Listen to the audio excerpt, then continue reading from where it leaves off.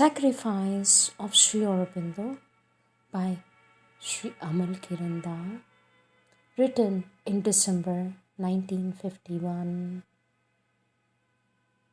1:26 a.m., December 5th, 1950. A moment like any other, in a night like many a night, except to those who watched in the room where, for over 2.5 decades, Sri Aurobindo had lived. For them, there was all human history coming to a cryptic climax.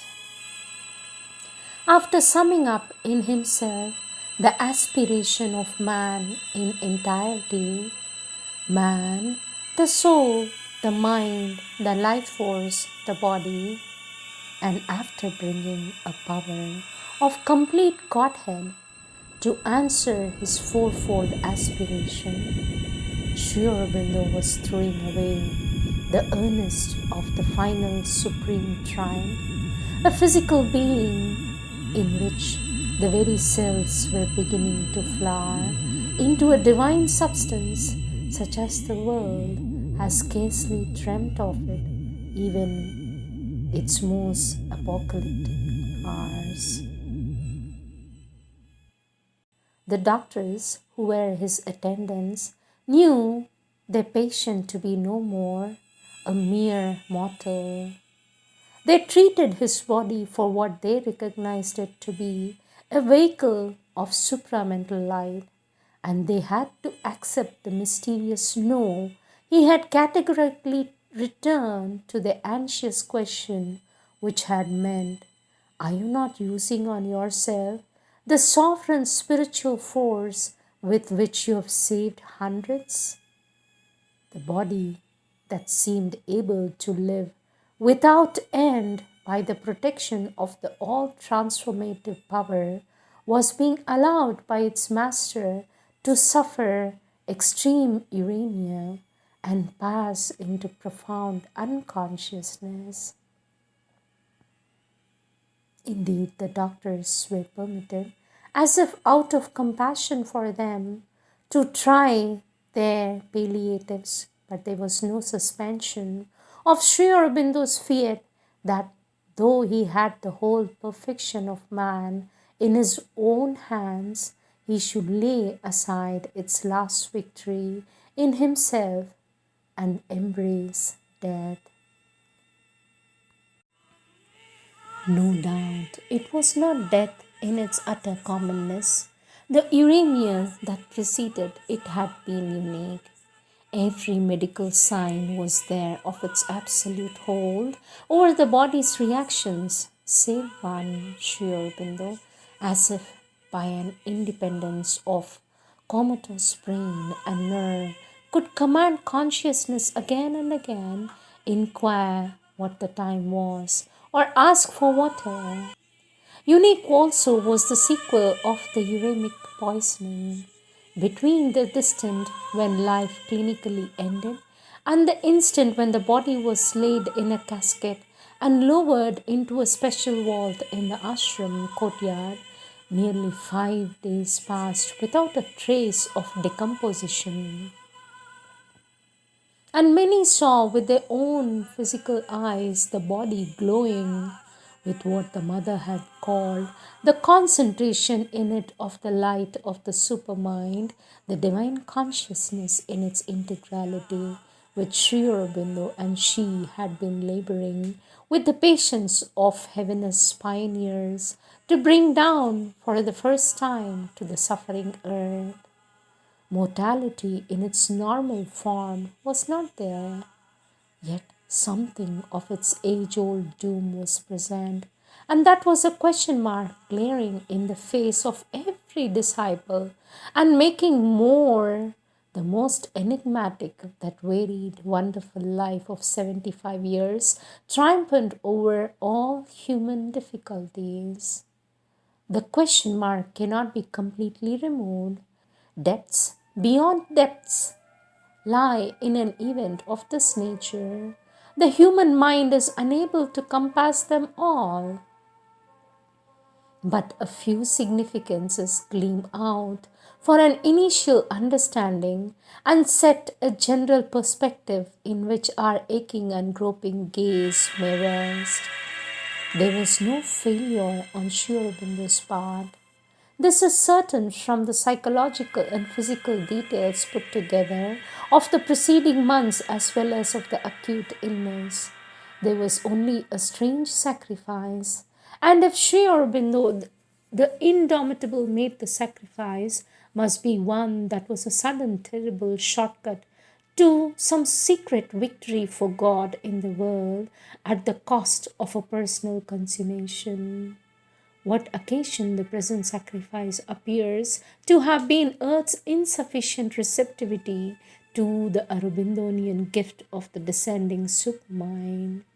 Something in the gross constitution of the terrestrial creatures could not thrill to the grace from on high, would not appreciate with a response deep enough the colossal work that was being done at a selfless expense of energy and with a silent hearing of the fierce inner wounds that are so slow to heal. If the earth consciousness had been more receptive, the crisis of the human body's conversion into terms of divinity would have been begun in a less radical shape and without so extreme an upshot for one individual in the van of life's fight towards perfection. Hence, much of the responsibility for the upshot lies with the absence of cooperation of the mind of the race. It was as if the beings Sri Aurobindo had come to save had turned their enemies, not deliberately in all cases, yet with a dullness of perception and an inertia of the will that were as crucial. This dullness and this inertia were not only an obstacle to the descending divine, they were also perilous for the world itself. To the obscure occult forces, powers, principalities of darkness, which always opposed the divine's work and which were reacting against the tremendous pressure of Sri Aurobindonian light in a vast upsurge, to these forces bent on a final calamitous counterattack across the battlefield, that is man, man's dullness and inertia gave a ground of support and thus signed his own doom. Sri Aurobindo, born to put his mission about everything else, could not but follow the course he did. How could he betray the long invoked supermind whose hour on earth was preparing to strike, or let the world which he had bound to his heart pay disastrously for its unreadiness for the divine advent? He gathered, as it were, the myriad antagonist spears into his own breast, took upon himself a globe-wide catastrophe. Most unlike him would it have been to do anything in the crisis save sanction the very worst that could happen to him because of humanity's unresponsiveness and somehow weave it with his invincible spiritual art into the design of his own master mission. That mission was the conquest of the very foundation of life's imperfect structure through the ages. Not only to build a golden doom, but to transform what he symbolically called the dragon base in the inconscience from which the universe has evolved. This was Sri Aurobindo's work, and it had to be done one way or another. There could have been a way of slow conquest, preserving his own body by a careful rational spirituality which would run no deadly hazards for the sake of rapid salvation of the sorrow burdened world. The way of the revolutionary evolution, thrown open like an abyss, was to let his body admit an illness symbolic of the drive of the inconscience from below, and, after a limited, though intensively significant contest, carry in an actual death in its own godlike presence into the stuff of the inconscience. Death was the glory hole desperately blown into the massive rock of that stuff for the physical divinity of Sri Aurobindo to permeate in a direct and literal sense the darkness wrapped within darkness, which the Vedic seers had long ago intuited to be the nature's cryptic womb of lightward creation. By identifying his physical divinity with that primal negation of the divine, he has effected an immediate entry into the heart of the enemy's camp. He has taken by surprise the central stronghold of all that frustrates and destroys, all that renders precarious the body's beauty, frail the life energy's strength, flickering the mind's knowledge, and swallows up in its monstrous void the marvelous legacy left to mankind by the hero and the sage.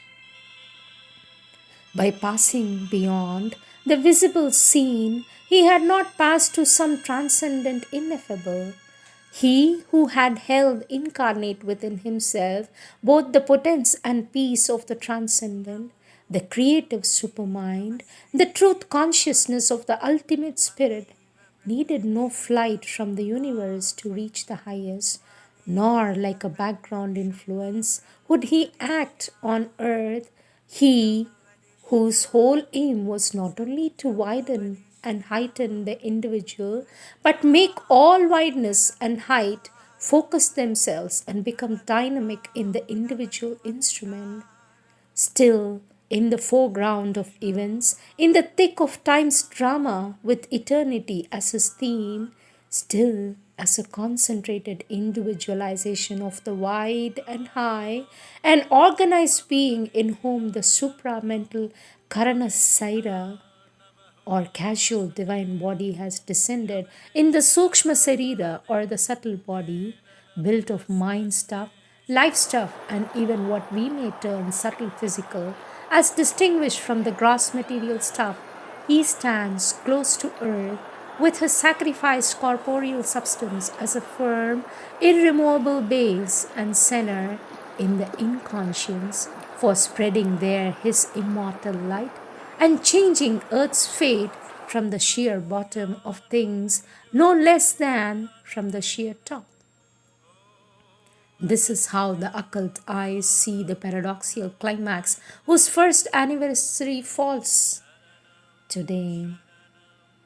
As one watches the holy spot that Sri Aurobindo's Samadhi in the midst of his ashram, and all about is the aroma of flowers and the incense sticks, expressing the mute prayer of thousands of hearts to whom he is the avatar of a superhumanity to be the concrete close reality of the master of integral yoga requires no proof.